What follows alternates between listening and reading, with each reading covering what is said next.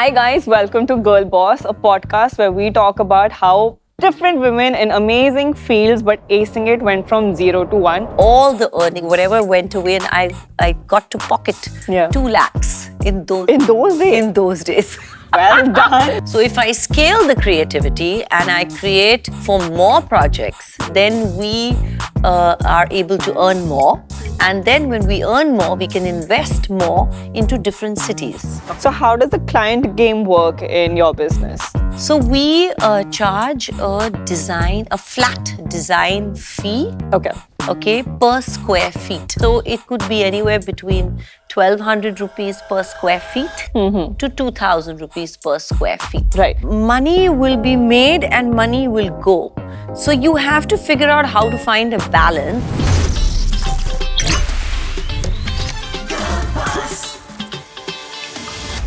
Today on Girl Boss, we have with us a celebrated award-winning interior designer. She's the founder and the creative director of this beautiful Charcoal Project.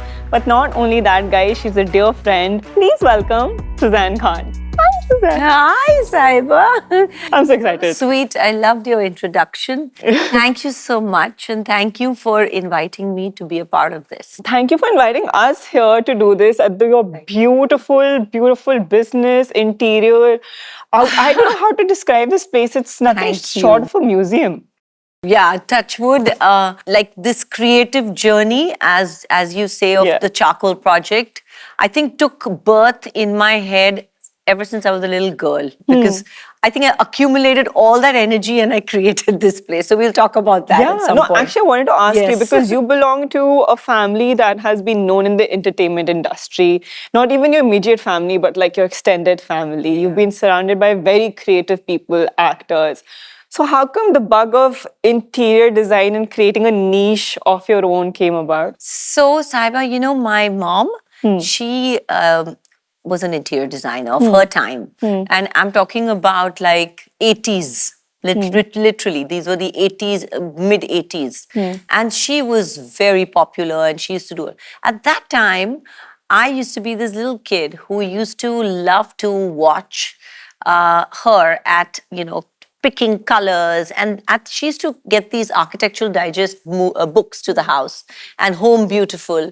And at that time, used to obviously get it from post and all of that. I used to wait for those books to come, because for me, the world of creating and designing a home became like, I got like obsessed. So I was so much into that. I used to, go through the books, and I used to always tell her, I said, Mom, I want to do this. So then she used to take me with her to her sites, and she used to make me pick color. And from a very young age, she always told me that I had a very strong sense of distinction between hues of color, and I knew, the warmth or the cool factor of the color. So I think I saw that. Growing up, and my siblings, all of us saw that. And I think that came into me. That's amazing. So you were influenced by a girl boss anywhere in your life, which was your mom. Yes, a big time girl boss. And I must tell you that at a very young age, she told me and my other sisters that it is so important for a girl to be financially independent. And she always used to put that thought into our head, no matter what your partner or your husband or whoever you are with in life is doing, what you do and what you make, that feeling that you make when you make your own money, you will feel so good. But since you have siblings and this was imbibed, like you said, in childhood, what was the philosophy towards money during childhood? Because people normally don't talk about money to their kids, or they get a pocket money and they're very strict. So growing up, what was the philosophy towards money? Honestly, my parents were, they knew how to do the balance between being, very generous with their love and affection, and also being prudent with spending. So like even when we were, like I was in college for the first 2 years after my schooling, I went to Sapphires, and to go to Sapphires, she said, go by bus, go by train, whatever. You do it's important for you at this age, at 16, whatever, you're 17, you have to experience this. So I still remember that the first time I actually flew business was when I earned my own money and I bought my own ticket. I would also like to thank my parents because whenever I wanted something, my dad would say, okay, earn it. You want a new laptop? Study well, then I'll get it for this you. score, I'll get Exactly. it for you. And I think that mentality really helps me now. And talking about the childhood phase, then you left India to go for college, right? Yes. So I was like literally 18 years old, and I had finished 12th grade in Sapphires, and I went to Los Angeles and I studied interior design, which I was so excited about. That 2 years that I spent in 2 years, and then I did another 8 months in a internship. So that whole 2-year experience was 2.5 years was too good. It was just, it got me like, it got me my confidence, you know, it got me my strength. And then when I came back here, I was really young and I started working with my mom because she had her interior design practice. Right. Now again, my mom being my mom, she kept me on the same level as her junior designers. She didn't like say, okay, you know, you have this office and all. I was like in this one desk and doing whatever. You start from the bottom. Start from scratch.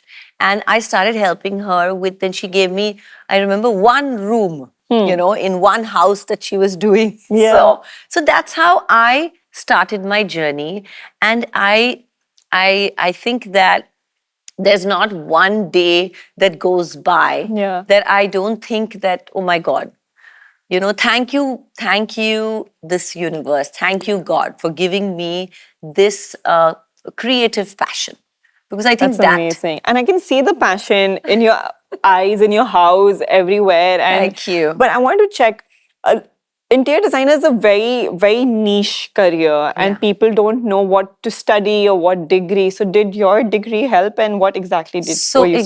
So there is, like interior design right now is, you know, there's architectural interior design.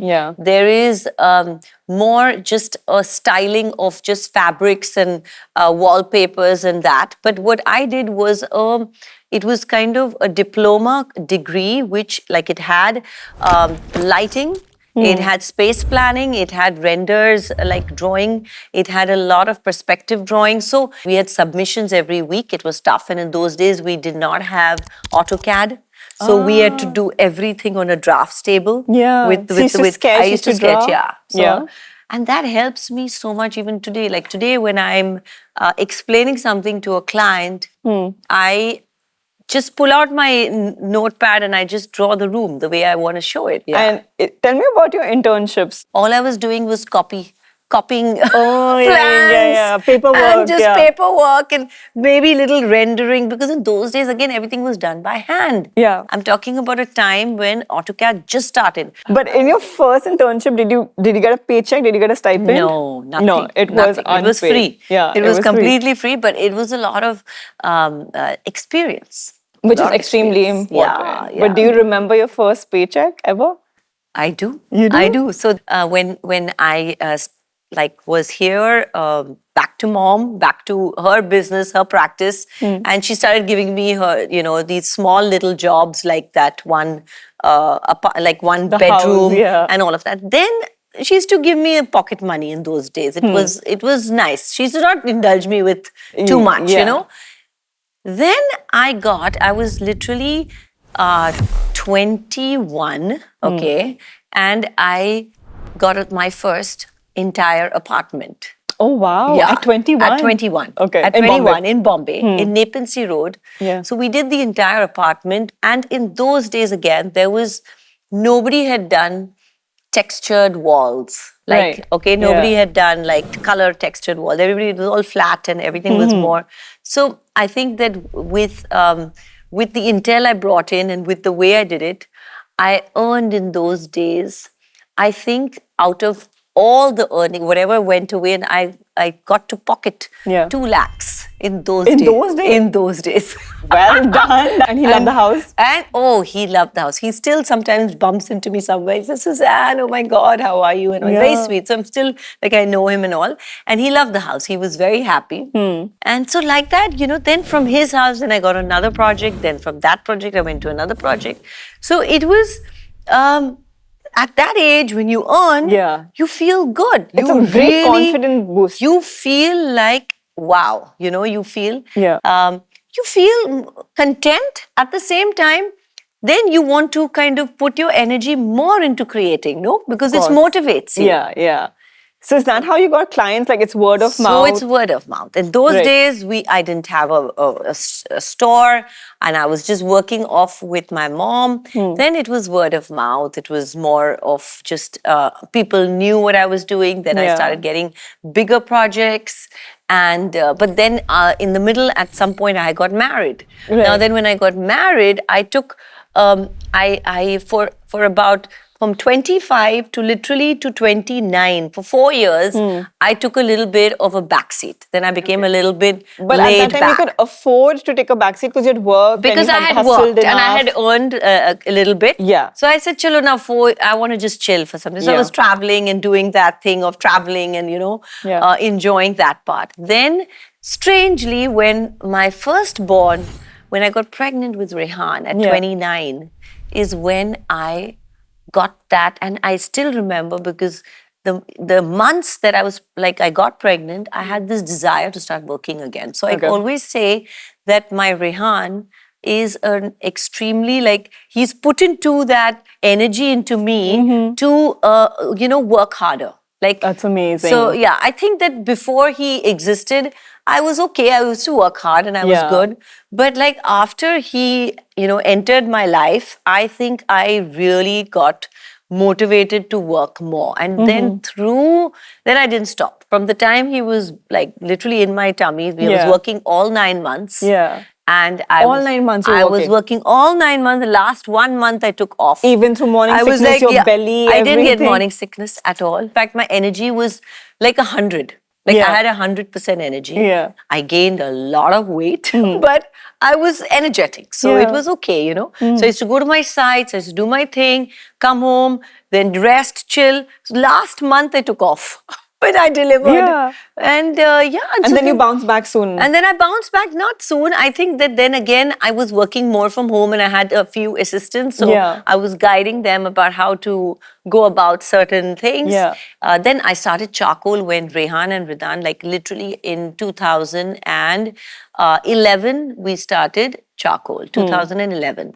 2011, we literally, they were 3 and 5 at that time, okay?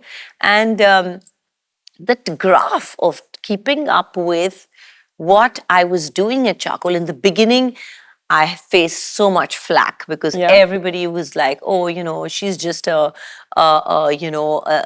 celebrity interior design, because in those days everybody was becoming interior designers or whatever. But they didn't see the backing, they the didn't see my education, backstory. everything. They didn't see my backstory, and they were not interested to see my backstory. So I was okay. I said, forget it, that's fine.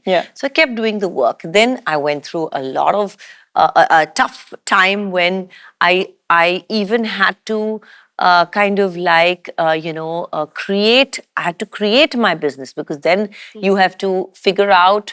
And I'm not a very good math brain. I may be an entrepreneur, but for the math brain and the financial kind of understanding of everything, I needed the help. So I had my brother-in-law, Ajay, who's my sister's husband. And he's like the genius in our family. And he guides us all about how to create your own brand and how to create your identity. And so, I was really lucky. I had a lot of angels. That's amazing. Yeah. So, I had my ups and downs, but I had angels to kind of support me. But the point that you made, that people have a certain perception about certain people, and I think that myth I want to break, that if you come from privilege, it's not your fault that you've come from privilege, right? You're lucky enough to be born, which is amazing. But that doesn't mean that it comes without any kind of challenges. Yeah, so of course. Even in business and everything, what do you have to say about that? I mean, I think that when you come from a certain type thought, like how somebody thinks that, oh, just because she has, been, from the Bollywood family Yeah. of Famous, life, fame, yeah, celebrity, yeah. she may not know everything that she needs to know, the design. But it took me literally 6 years, I think, for the design fraternity to notice me and to recognize me Yeah. and give me that respect and that credibility. Yeah. Because in the end, I just thought in my head, I said, Suzanne, it doesn't matter. It's your body of work that'll show what you are. Work speaks for I'm not itself. going to go and, defend myself. Yeah. It's fine. If whatever people want to, have a thought about me or a backstory about me, that's fine. Yeah. My job is to look inward towards what I do Yeah. and to create more. And I think that hard work is paying off because you do some beautiful work. Thank you. But I wanted to know you from your internship to working with your mom and getting a few freelance projects here and there.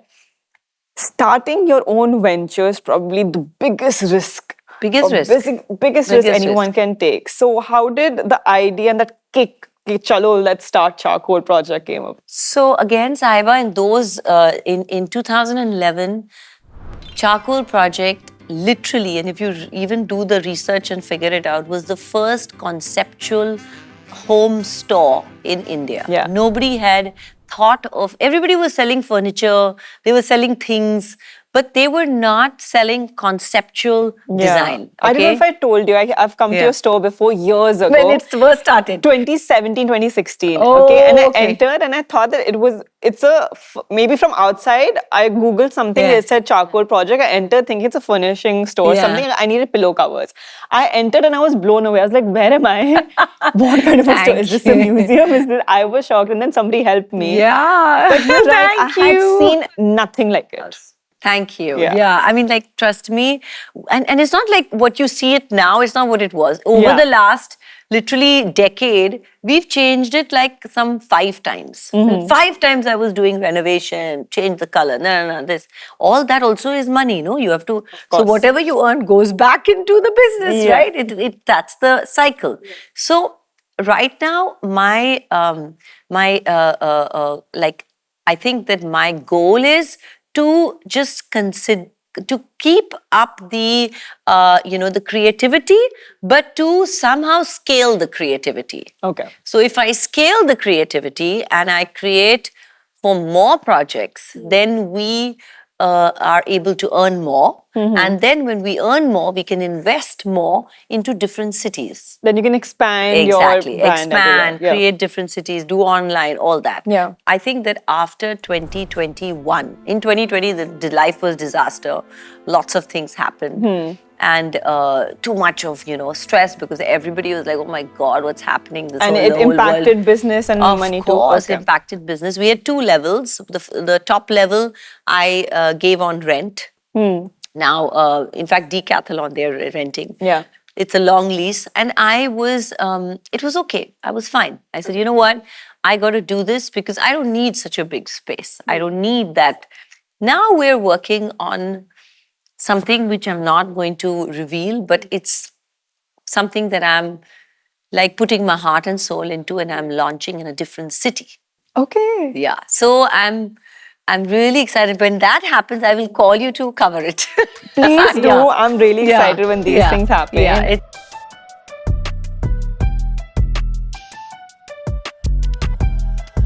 When you started Charcoal, whatever vision you had, whatever customers you wanted to target, has it changed from inception to now? A lot. Yeah. A lot, yeah. So like when we first started, I was more of a retail store. The retail store, people who used to come by and, architects, designers, just local clients. And being so, our business is divided into 2 parts. One is just producing product for various people, whether it's architects, interior designers, just basic Do you clients. manufacture? We manufacture everything. Okay. From all right. scratch. We don't, we used to import from Europe. We used to import from China. We've stopped all that. Okay. From the last literally 4 years. We've stopped all that. We've now, for the last 4 years, we're doing everything in Maharashtra. Now I don't have a factory yet because to accumulate all those people together under In one one roof is a lot of money. Yeah. So that I'm working out the math of that now. It's great because it's always work in progress, and I think that keeps it exciting as well. Yeah. What's next? But if we talk business for a bit, Okay. if, for example, I'm a client and I want Charcoal to do something for me, maybe it's a house, it's an office, how does it work? I come to Charcoal, I say, Okay. let's sit for a meeting. Is it a retainer? Talk me through the process. I'll tell you. So basically, when we have a home to like design and a design requirement solution, they call us. They tell us, we want an appointment. So we charge a flat design fee. Okay. Okay, per square feet. Okay.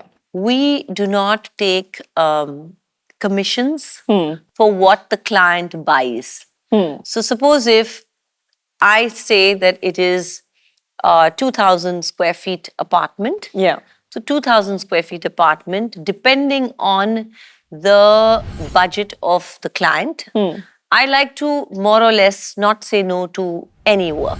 Okay. I have, touch wood, a good team. Yeah. We put all our energies and we finish. So it could be anywhere between 1,200 rupees per square feet to 2,000 rupees per square feet. Right, depending on the client and the project. Depending on the budget of the client, the place, what the materials they want to use, what is the, there are different materials. Some projects are more reasonably done because the materials are more, how do you say, like they are budgeted. Yeah. So then after the design fee is agreed, they give me that like a 30% upfront. Yeah. I start the work and then I create the entire design where we actually create not only renders, but we create elevations and mood boards and charts for each and every wall and space in detail. Yeah. And so each and every item in that space has a proper, explanation of what it's going to be and designed. We get a go-ahead from them. They pay the amounts that is required for that. And we don't take commissions from the products.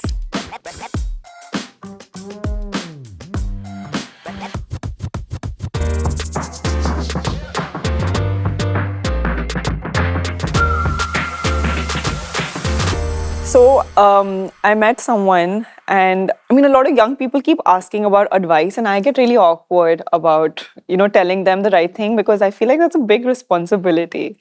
But I'm sure you've learned so much in your entire career. So for budding entrepreneurs or interior designers, what advice? Yeah, what advice? How do they start? Is actually how do you start into this business?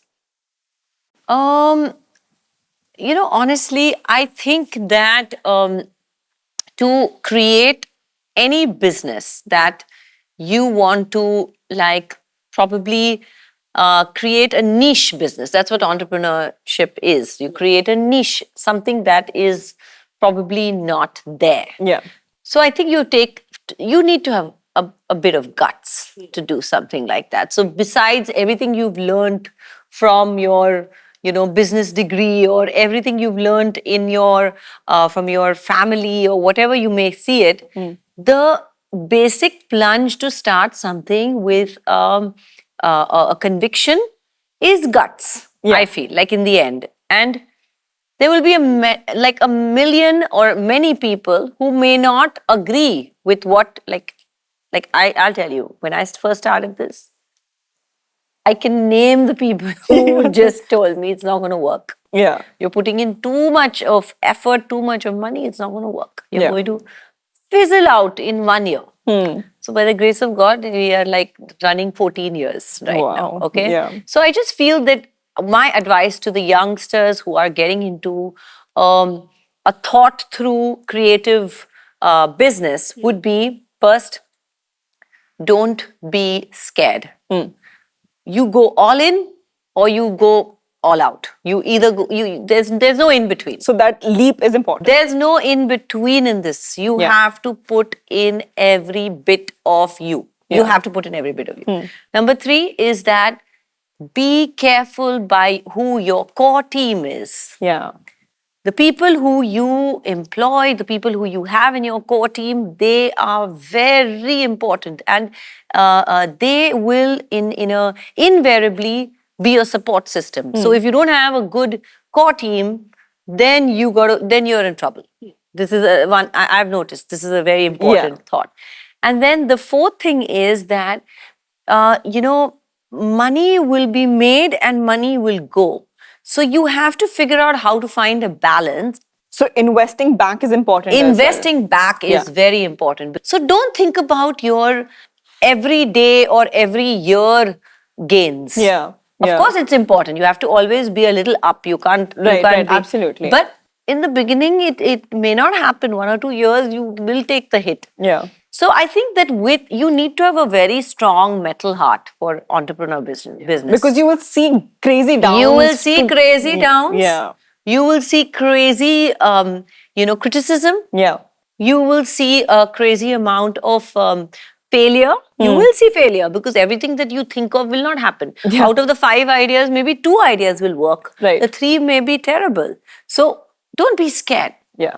I think that is one thing and that... consistency is key here. Oh my God.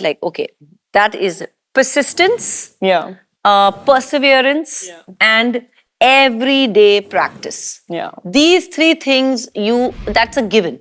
Without that, then don't even get into this business. Yeah. Don't even get into making your own business. Yeah. Okay, so now if I am this person who Suzanne has described, and I really hope to become this person one day, how do we get clients? Because one is attaining clients and then is retaining clients.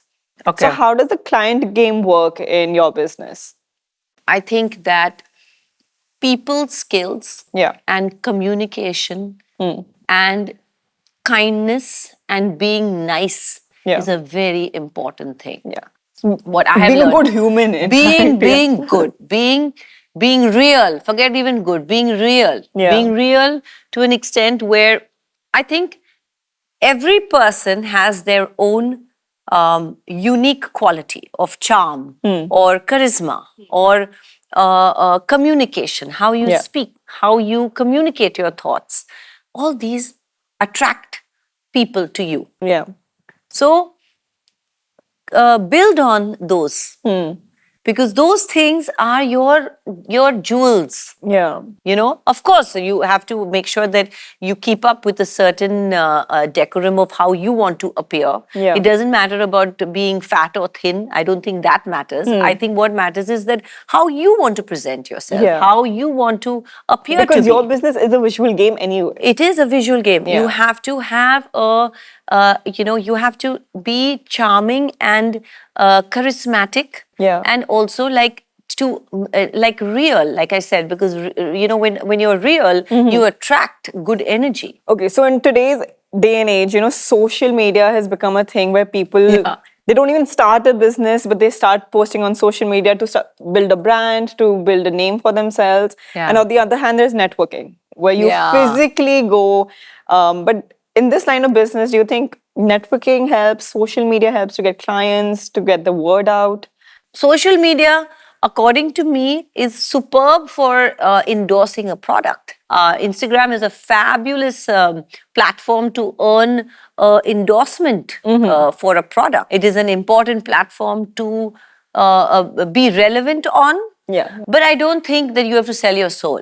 Got it. Yeah. And I definitely think that a lot of people are doing that. So it's just another business tool. You can't really rely on it so much. Yeah, you can't. And there are a lot of people who they are extremely, comfortable sharing their life fully. Another thing I've seen is some businesses on social media are so good, but when I have met them in real, or understood the business, there's this huge discrepancy between the two. Because so I think social the authentic, social media, how you need reels, you can filter this, that, make your skin look flawless, no wrinkles, the same tummy thing tuck, all that you can do. You look fab. But that's the same way with businesses. Obviously, you can, color up the picture, make it brighter, make it do all that. So it is a little bit of a fantasy world. Yeah. So I think that the intelligent ones won't go completely into it. But it's entertaining. And It I think is. humans, I love just scrolling sometimes because I mean it's fun. Yeah. It's fun to see what people are doing. Yeah. It's fun to understand. In India, this happens a lot. Have you ever been scammed? Scammed for money, scammed over the phone. Have you ever been scammed?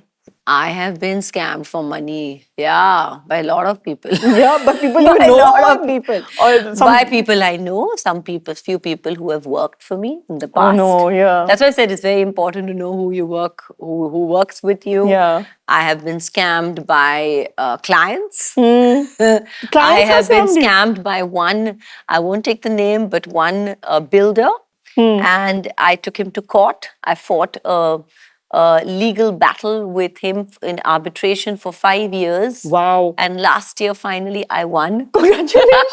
Yeah. Thank And God. he apologized to me profusely because he projected me to be somebody that I was not, and I took him to court. And Yeah. it took me 5 years to win that battle, But worth it. and it was worth it because I spent a lot of money, but in the Yeah. end, I got him to pay Yeah. all the compensation. So I think that even being scammed teaches you. It's another experience It's that you're another having. it's another experience. As a woman, what lesson do you feel that is okay to unlearn or that you felt good unlearning? That you don't need to please everyone. Yeah. Like I promise That's a you. very, as being a female, I Especially a woman in Bombay, I mean, a girl, a child, Yeah. a third girl child in a family of 4. You know, there's one lesson all the time. You want to please people. You want to be the one who always makes everybody happy. And you And can't do that. It's not possible. It's to not make possible. everyone- You can't make everybody happy. Yeah. No In that matter process, how you you make are. yourself unhappy only. Exactly. So that one lesson I would like to tell all the young entrepreneur girls, and even if you're not in a business, and if you just, it's very important to be confident, being in your own shoes, Yeah. and wearing that shoe with pride and being that person. I'm not saying be rude. I'm not saying be disrespectful, but don't overtly bend to please someone. See, I also see a lot of change. I also see a lot of young girls who are very confident, like you. Thank you. I love how you are. You're very lovely. You're very real. You're confident, and you've done. I know you for now 3-4 years. Yeah. And I've seen your graph. Thank you. And that's amazing. Thank you so much for hosting us in this beautiful charcoal project and being a part of this podcast. Guys, if you want to know more about brilliant women and our upcoming guests, please stay tuned to GirlBoss and leave us comments. Tell us what you want to see, what you felt about this. Like, comment, subscribe, and I'll see you in the next one.